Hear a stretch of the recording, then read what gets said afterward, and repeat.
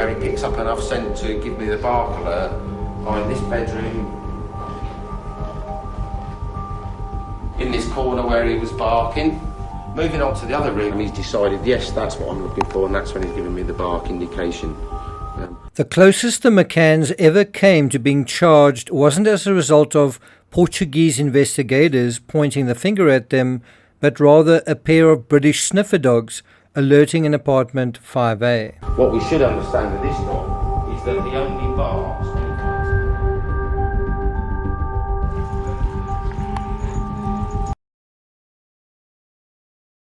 Some more breaking news for you this morning. We're just hearing that a search is underway for a 3-year-old British girl who's gone missing in the Algarve area of Portugal, and she went missing last night. Hundreds of people have been searching for the girl, and that search continuing this morning.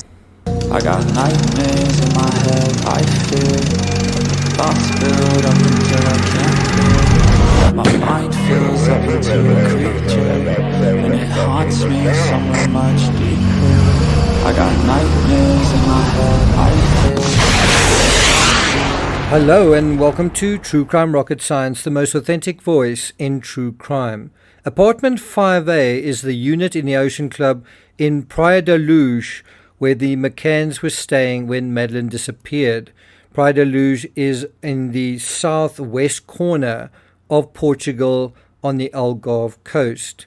Now, what's interesting about this case is the investigation started in Praia da Luz, then it went to the Roja Negra. It's a mountain that is to the, I think it's to the west of the hotel, and then it went beyond Praia da Luz and then even beyond Portugal. The McCanns were soon flying to Italy, Morocco, and even America to investigate the case. If we compare the McCann case to the Ramsey case, one basic similarity is the idea that someone broke in and snatched a little girl, only for that scenario to lack clear evidence in the fullness of time. One main difference is that Madeleine wasn't found in the apartment, and there are a family of witnesses who saw a man carrying a motionless, apparently sleeping blonde child away from the hotel. So there are witnesses in the Madeleine McCann case that are not family members. And anyway, these witnesses seem to see a person carrying a child away from the hotel towards the ocean, whereas in the Ramsey case, as I say, no witnesses, and JonBenet was found inside the house despite the appearance of a kidnapping, despite the appearance that she wasn't there. Now, in the same way that the ransom note provides the best evidence of what really happened in the Ramsey case, the dogs provide the best evidence in the McCann case.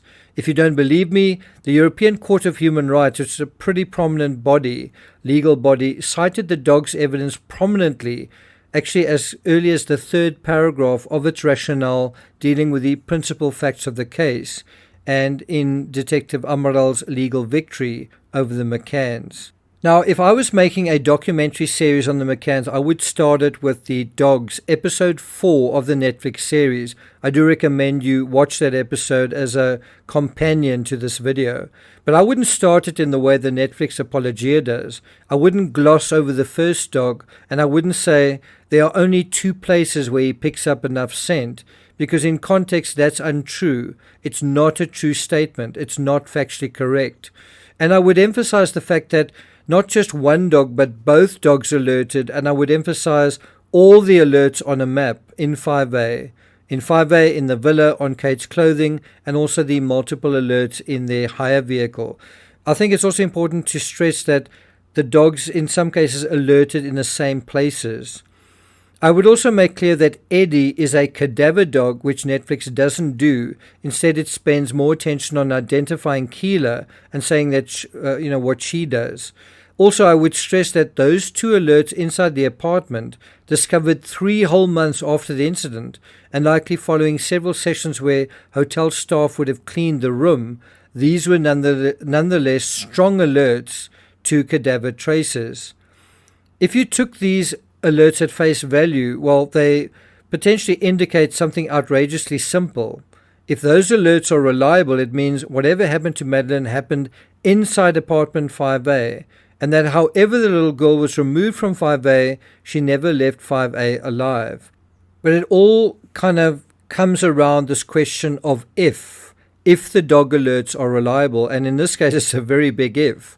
And that frankly was Jerry McCann's response, that the dogs are unreliable. The apartment block remains sealed off. Jerry and Kate McCann and their 2 younger children have been moved to another part of the resort. Police dogs were brought in late yesterday and have again been trying to pick up a trail. That was in 2007, in fact just 2 days after Madeleine disappeared.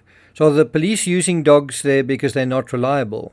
As recently as 2023, police were using sniffer dogs to comb a wooded area during a reservoir search. Later, a police dog was taken into that area that had been cleared, while other officers dug in the dry earth, all hoping to uncover vital new evidence. So what do you think? Are cadaver dogs reliable? Let's hear what Jerry McCann said regarding this issue. Don't you feel free to answer me? I can tell you that we've obviously looked at evidence about cadaver dogs and they're incredibly unreliable. Unreliable? Cadaver dogs, yes. That's what the evidence shows. If they're tested scientifically. Is Jerry right and is referring to scientific sources? Well, some sources, scientific sources, say they are very reliable. Across the United States, cadaver dogs are used in a variety of crime investigations, ranging from missing persons cases to murder. Some experts and studies say they are about 95% accurate at their craft. Now, would you say 95 is unreliable, somewhat reliable, reliable, or very reliable? And of course, if you Google this question, you see that the reliability is questioned, but who is questioning the reliability? Well, former suspects, right? And yet the European Court of Human Rights seemed to accept their reliability. Have a look at that. I would also highlight these 5 points with regards to the dogs. 1, when it happened. 2, where it happened. 3, what it led to. 4, intertextualities. And 5, an evidence trail. But before we get to that, if you haven't subscribed to the channel, please do. If you are interested in my analysis, a little bit of a review of the Netflix series on Madeleine McCann, but through the prism of the Ramsey case, you can subscribe or hit the thanks button. And let's get started.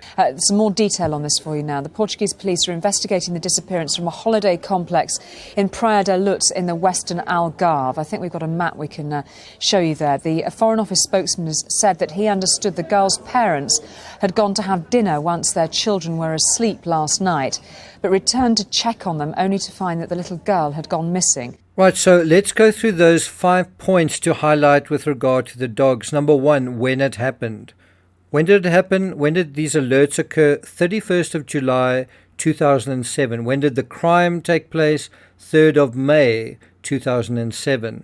Now, like the Ramseys, the McCanns have often complained about how unfairly the Portuguese police treated them. In fact, this has become just so much the default narrative, to such an extent that Google repeats it as if it were fact when it isn't. That the Portuguese cops basically focused only on them. But the reality is, after 3 months of taking cues from the McCanns, following one dead end after the next, it was only after the dogs were brought in and seemed to indicate a different set of events to the narrative the McCanns had put out there, that this idea that rather than being taken, reinforced by the Tannerman hoax, the dogs showed a scenario that something may have happened inside the apartment. And only once that happened did attention shift to them. I mean, the McCanns were only subjected to rigorous questioning in September, 4 months after the incident. And as it happens, that's the same length of time the Ramseys took to make themselves available. Unlike the Ramseys, however, and unlike Patsy specifically, Kate McCann simply refused to answer the questions put to her. Also, despite a lack of cooperation, investigators would later apologize to the McCanns, just as they had apologized to the Ramseys. Now on to number 2, where it happened. The Netflix series also minimizes the number of alerts by showing this graphic. It's also not made clear that one of the cadaver alerts occurred in the parents' bedroom, inside the cupboard beside their beds. The configuration of the beds in the Netflix series is also not how it appeared on the night of the incident. Now, proper, more comprehensive graphic showing the alerts is this one. or this one, or this one. So when you juxtapose these graphics on the one side with the rather empty graphic you see in the Netflix series on the other side, well, you can appreciate just how misleading it is. Number 3, what it led to. The dog evidence isn't nothing. It led to no less than the European Court of Human Rights defending the detective who came up with the scenario based on the cadaver and blood dog evidence inside the apartment. As mentioned earlier, the ECHR mentions the dog evidence in its open rationale, which is the opposite of minimizing the evidence. Number 4, intertextualities. Did you know how it was determined that there was a serial killer on the loose in Long Island, the Gilgo Beach serial killer? Well, the cops were searching for Shannon Gilbert with dogs, but instead of finding her, they stumbled on a human cadaver, and then another, and another, culminating in the Gilgo 4, and finally finding Shannon Gilbert. And with that, the realization that a serial killer was out there. Guess what? Dogs made that breakthrough. Cadaver dogs alerted to the remains of Suzanne Morphew long before her remains were discovered scattered in a field outside Moffat. Until that time, there was sort of a long period where Barry Morphew's defense was that she was somewhere out there. Same with Kelsey Bereth. Dogs alerted, then human evidence was found. Ditto Casey Anthony and Scott Peterson. Some topic this morning as court gets back in session in the Casey Anthony murder trial. Yesterday, jurors saw surveillance video of a cadaver dog at work. The handler also explained how the dogs are trained to detect human decomposition. Videotape of the cadaver dog hitting on the trunk of that Pontiac Sunfire. So they show the videotape. This is how a cadaver dog works. This is how a cadaver dog trains. This is how this particular dog has been so effective in the past. And that brings us to number 5, evidence trail. So if you accept the dog evidence in the McCann case, then it appears human remains were moved from apartment 5A to the villa that's on the east side of the apartment, that's away from the Roja Negra, and then from the villa to a vehicle and then discarded somewhere, possibly using the vehicle in order to do that. The McCanns maintain Madeleine is still alive and may be found someday. And so that brings us to our conclusion. By only showing the cadaver dog in episode 4 halfway through the series, and by not naming the dog or being specific about the alerts, the Netflix series minimizes the role of these animals, when the ECHR, one of the highest courts in Europe, has done the opposite. I'm not going to take it further than that. In the next analysis, we'll look at how the Netflix series actually begins and how some of the distortions enter into that narrative early on. So look out for that. Also, later today, I'll be putting up a little video dealing with Amanda Knox and the Idaho 4 survivors, and where there's this idea that there's intertextuality there, that Amanda Knox is a survivor just like those in the Idaho 4. Is that correct? What do you guys think? So look out for that a little bit later today. Thank you for listening, and I'll see you guys next time.